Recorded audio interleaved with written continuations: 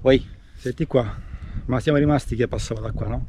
Dovrebbe passare da qua. Non te lo dico, ma perché io mi ricordo che siamo rimasti che passava da qua, che salivamo a bordo direttamente.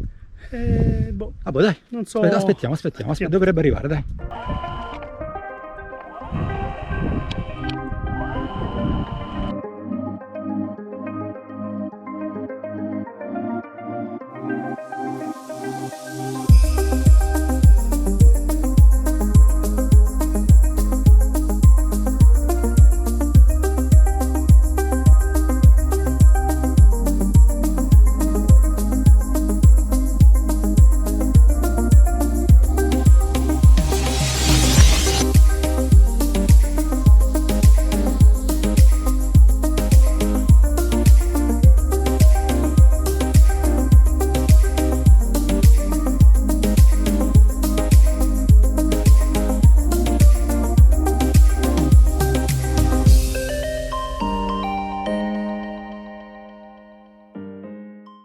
È bello in estate mettersi la muta bagnata, no? Poi arriva sto periodo, inizi a farti due pensieri, dici, ma chi mi cazzo me lo fa fare? L'amico barcaiolo Pasquale di pescatore non ha ancora la muta foderata con licra e quindi è costretto a bagnarsi. E fa attenzione perché la strappi pure.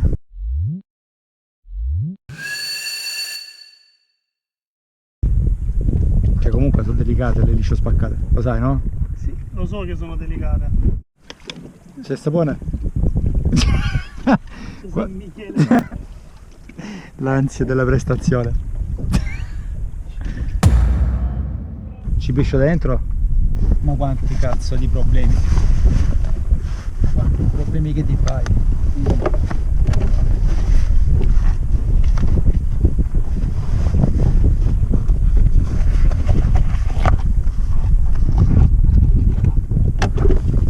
Tre secondi, forse 3 secondi non sono stati, anche meno. E questo ancora si spalma, si scioglie. Gesù Cristo per la stanza mi metterci. Accendo la pompa? Un po' che ti pompa un po'? Minchia l'ansia. Siamo tutti con te, eh? Sì, eh? Ah, minchia. Minchia, bravo. Dopo 8 minuti. Sì. Con calma. Tutti sappiamo cos'è l'ancora galleggiante, di cosa si tratta, come funziona, quindi spero che tutti quanti l'abbiano almeno una volta nella vita utilizzato. È vero, l'ancora galleggiante non ha un costo elevato come il Minn Kota, però io oggi con questo mio nuovo video voglio farvi capire esattamente il perché utilizzare il Minn Kota e in quale, diciamo, situazione di caccia. Con Pasquale oggi effettueremo una pesca a razzolo intorno ai 20-25 metri. L'utilizzo del Minn Kota secondo me anche in questa pesca è una grande cosa. È molto importante. È molto importante perché ancoriamo il gommone, ci spostiamo in corrente, se non c'è corrente la creiamo col Minn Kota, quindi ci spostiamo e controlliamo dalla superficie il fondale, che sia un fondale magari buono per pescare. E oggi con questo video non voglio farvi capire, cioè in realtà non è che voglio farvi acquistare il Minn Kota, sia ben chiaro, però visto che ho il Minn Kota voglio presentarvelo in tutte le sue caratteristiche. In primis ho protetto il telecomando in una sacca stagna, per poi fissarlo con un gancio in una boa. Questo è un classico mulinello che viene collegato appunto alla boa e questo mi permette di seguire il compagno.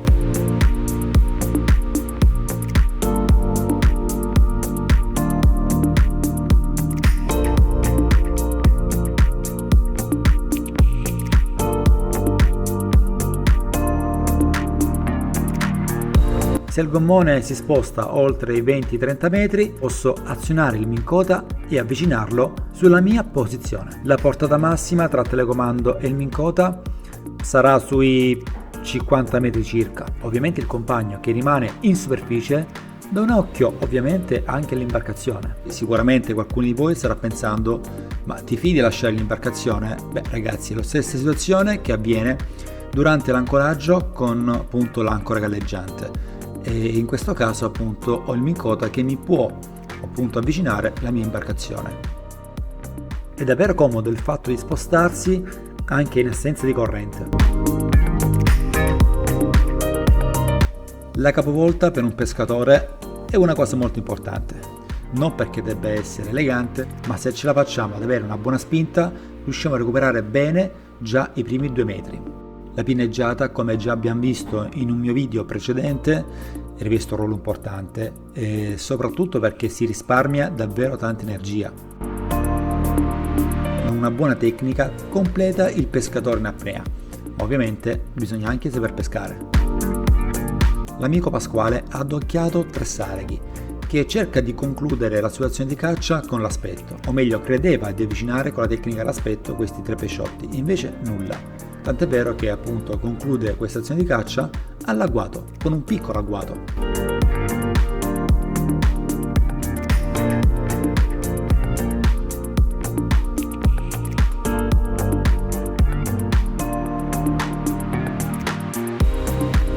Davvero un bel tiro, abbastanza lontano e molto preciso.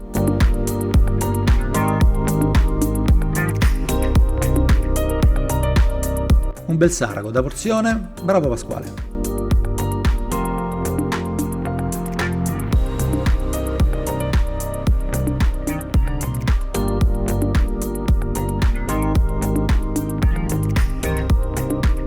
Ci spostiamo nuovamente.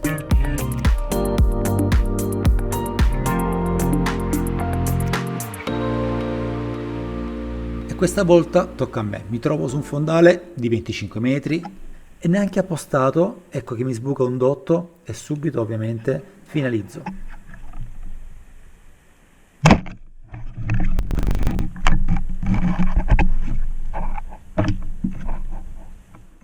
Non è enorme, ma rimane un bel dotto. È davvero molto comodo il fatto di spostarsi restando attaccati appunto all'imbarcazione e osservare dalla superficie, se l'acqua è limpidissima, il fondale oppure anche dallo strumento.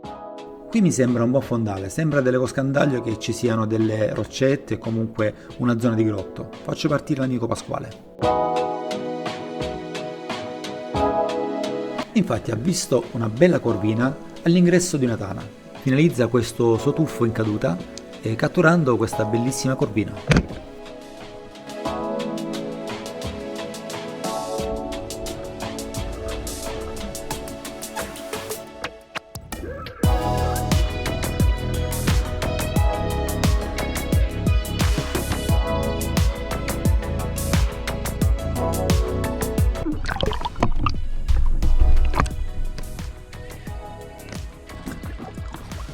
Vediamo Pasquale cosa ha pescato. Vedo una bella macchia. Vediamo un po', vediamo un po'. Vieni qua. Ah, guarda che bella corvina, guarda, è contento, guarda. Bella corvinazza, hai visto? Scemia. Complimenti, guarda che bestia. Che bestia. Qui mi trovo sui 27-28 metri e questi sono appunto dei grossi cubi di cemento posizionati apposta in certe batimetriche per eliminare appunto lo strascico nel sottocosta. Ho deciso di tuffarmi qui anche se in realtà non mi hanno mai regalato un pesce e infatti neanche oggi non mi regalano assolutamente nulla.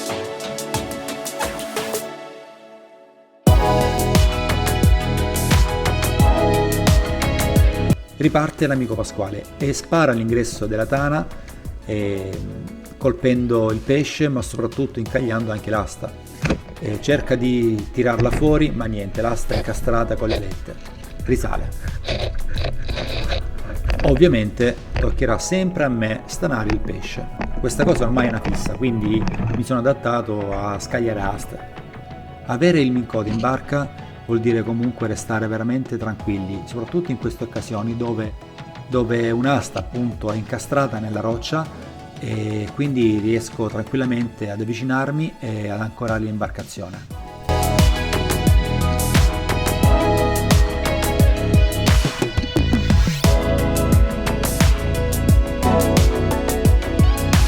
Per fortuna nulla di serio, l'asta era giusto arroccata con le alette e sono riuscito subito a tirarla fuori. Pasquale ha fatto bene a lasciare tutto lì e a risalire. Quindi molto importante quello di essere consapevoli su quello che stiamo facendo, ragazzi. Comunque ha fatto bene a spararlo, è un bel Sarago.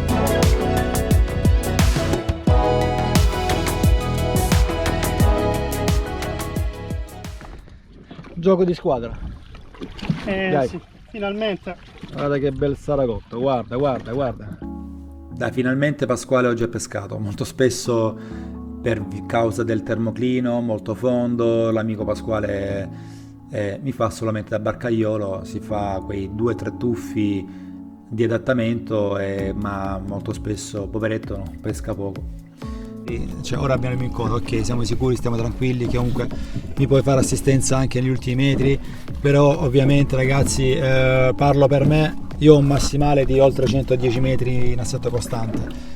Rispetto la mia apnea in ogni tuffo, ho un grande recupero che è molto importante tra un tuffo e l'altro. Molti apneisti invece sono molto veloci nei tuffi, abbiamo la fretta di arrivare in profondità perché magari abbiamo la voglia di catturare un pesciotto, e sono questi classici errori che un pescatore in apnea può fare. Vi ricordo ovviamente di iscrivervi sempre sul mio canale YouTube e di accendere la campanella. Ciao ragazzi, un forte abbraccio a tutti. Saluta, saluta! Ciao a tutti! Maleducato.